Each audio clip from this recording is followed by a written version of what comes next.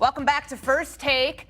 To the NFL we go. According to Ian Rappaport of the NFL Network, Jacksonville Jaguars two-way star Travis Hunter is doing, quote, exceptionally well in recovering from the knee injury he sustained as a rookie. And while Hunter will be limited throughout the spring during OTAs, the Jags do expect the last year's number 2 overall pick to be back fully healthy by training camp. And when he is, Hunter is expected to become a full-time cornerback.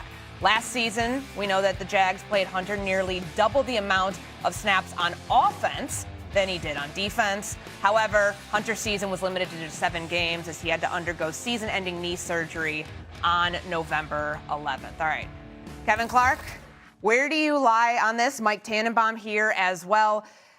This guy is so talented. We were all hoping he was going to be the Shohei Ohtani of the NFL, but now it appears that the Jags are trying to go all in on defense with him. Is that the right move? It's 100% the right move. I don't care about, and nor does any Jaguars fan care about, Travis Hunter being the Ohtani of the NFL. No, let's work on him being an all-pro, and he's going to be an all-pro at cornerback, not wide receiver. So he played about 65 snaps a game last year. 44 of those on offense, the rest on defense. I would flip that. Have a major in defense, minor in wide receiver. I just think that there's still a role for him in certain packages. But it's just supply and demand. It's a lot easier to find an elite wide receiver than it is an elite cornerback. And I think that there's been arguments, you can scheme a cornerback out, you can go away from, you can't take a wide receiver out of the game. No. If you have an elite cornerback, and by the way, Monteric Buster Brown on the other side for the Jaguars is a really good cornerback. If you've got Travis Hunter playing a good cornerback position, that changes the entire complexion of your defense. On offense last year, there was such a proof of concept with Liam Cohen and Trevor Lawrence in year one. The last half of the season, Trevor Lawrence was throwing that deep ball as well as anybody in football. He was using his legs. He took a step. They are fine on the offensive side of the ball. Offensive play caller, head coach, everything is good there. Work on the defense. You lost Devin Lloyd. You have some identity issues. Travis Hunter is that identity. Mm-hmm. Yeah, Courtney, I get there for similar reasons and for different reasons. First of all, I agree. Monteric Brown was a good re-signing. They got Jordan Lewis. Travis Hunter has elite footwork, man-to-man ability, change of direction. And the way teams play 11 personnel, 3 wide receiver, even as a nickel, he would be a starter playing over 85% of the snaps. But there's another real fundamental reason here, which is Travis Hunter is a great player, world-class athlete. If there was a question about him coming out, ironically, it was his durability and his size. He's not big by NFL standards to be a receiver, and unfortunately he got hurt. So the trade is what it is. It's a sunk cost. What can we do to maximize his ability? Let's play him at corner and work him in, as Kevin said, for certain packages. I think he could be a good receiver. I don't know if he'll ever be a top elite receiver because his size deficiency could hurt him. So I think this is smart by Jacksonville. And Jacoby Myers has come along well to complement Brian Thomas. If those guys play together for a full season, they could be really good at both receiver and corner, assuming that Travis Hunter stays healthy. So during that Heisman Trophy year he had at Colorado, 96 catches, 1,258 yards, 15 touchdowns. The catches and the touchdowns led FBS receivers. We're not going to see that much, if at all. It might be on gadget plays here and there, a little bit on offense, but he's going to be focusing on defense. Mike, you said that the trade, you kind of categorized it as a sunk cost at this point. They traded up. They don't have a pick in 2026 in the first round. That went to Cleveland to go get Travis Hunter. In retrospect, was that the right move? Or, I mean, the way you're categorizing it makes me seem like there's a little bit of regret here from doing that. Is that accurate? Well, candidly, right now, the only grade we could give it is a grade of incomplete. But if you look at one of the best-run organizations in all of sports, it's the Rams. And what did Sean McVay do? He walked into Mr. Kroenke's office and said, hey, we gave all this guaranteed money to Jared Goff, and little over 13 months later, he's like, I got a better idea. Let's trade that, and let's go get Matt Stafford. They won a Super Bowl. I think that's what good organizations do. They realize what they have, and if they have to pivot, they pivot. And to me, Travis Hunter could be a really good corner in the NFL. Arguably, you would say they probably traded up too much to get just a corner. And maybe over the course of 5 years, again, a rookie deal is 4 years plus a club option. Travis Hunter is not going to go anywhere. Maybe you sprinkle in receiving responsibilities a little this year, more in the third year, and so on and so forth. So if I was the GM, You eat it, you own it, and then you say, what's best for us? Make Travis Hunter a corner. I'm with you, Mike. Obviously, James Gladstone, the GM, comes from the Los Angeles tree. They understand aggression. He said it after the pick that he's uniquely equipped to be able to take these aggressive moves because he was with the Rams.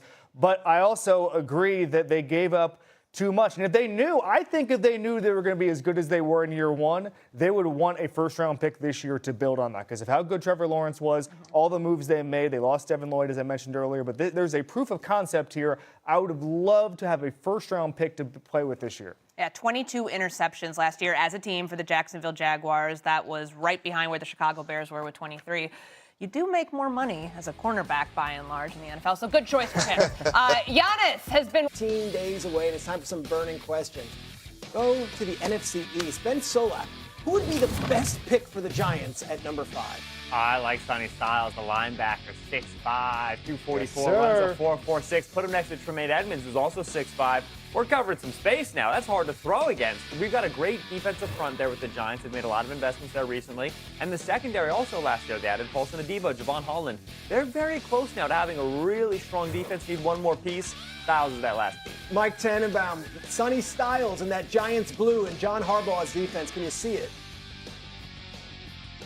Yeah, Peter, I actually like Ben's idea. Even though they have Tremaine Edwards, you're going to have two of the longer linebackers in the league. Again, Sonny Styles is so rare. I think a lot of quarterbacks are going to have trouble throwing over the top of him. They have some other needs that may be more important, like offensive line, certainly another receiver. But if they want it with Sonny Styles, he will be a great fit in the Giant defense. Yeah, Kevin Clark. Let's go to the Commanders here. They have the number 7 overall pick after being in the NFC Championship game 2 years ago. If all things were to go correctly, who would you take? Give me Carnell Tate. I talked to Dan Quinn last week at the owners' meetings, and one thing he said to me was the new offense with David Blah, the new offensive coordinator. Lots of under center, lots of play action. What does that open up, according to Dan Quinn? The deep shot. Carnell Tate is great at getting separation, at working back towards the ball, at running routes. He would be perfect. Remember, Jaden Daniels might be the best deep ball artist in the history of college football. They want to reignite that in D.C. Carnell Tate, a big part of that. Ben Solak, what do you think of a Jaden Daniels-Carnell Tate connection? It's really a Jaden Daniels, Carnell Tate, and Terry McLaurin connection, right? When you look at some of these elite offenses over the last few years, you see guys who have A.J. Brown and Devontae Smith, Jamar Chase and T. Higgins. You want to have the dude and then the dude. So when you add Carnell Tate to Terry McLaurin, you now have what looks a lot more like a deep playoff run offense than it's previously looked there in Washington. Two-dude offense. I like that. Two dudes. 2 Ohio State dudes as well. Mike Tannenbaum, who is the best pick if all things in the board went correctly for the Cowboys at number 12? A defensive player that had a pulse. They can't go wrong. They've added Jalen Thompson. They've added Rashawn Gary. But gosh, give me, if Ruben Bain falls, if Caleb Downs falls, if Mansour Delane is there, they need a defensive player in the front 7, in the secondary, at corner. This was a team that was last in the league in EPA per play, last in every meaningful category. They need help on defense, even though they're off to a good start this offseason. Kevin, I'm going to give you the scenarios. You do it all out here. There might be a chance that Bain, Styles, Downs. Or a Mansour Delane is there. What's the best situation for them, for the Cowboys, with what they need? It's the first two guys you named, Bain and Downs. They both dominated in big games, and guess what? I think either of those guys, first of all, you run to the podium, because drafting has never been the problem for the Cowboys. This happens after they draft. Yeah, they it actually becomes the draft problem. very yes, well. Exactly. So the drafting isn't the issue here. The player acquisition has never been a problem. However, if they're able to get one of those guys, they're going to be immediate NFC East contenders because they don't need much. Their offense has a really high floor. Their defense, Quinn Williams, one of the best defensive tackles in the entire league. The Rashawn Gary acquisition. If you added Downs, if you added Bain, that's immediate impact. I just think they're going to be able to compete in that division, which I think is a little more wide open than it has been the last couple of years. I think that Bain is the pick there, and we know he's played a lot of ball, played into January.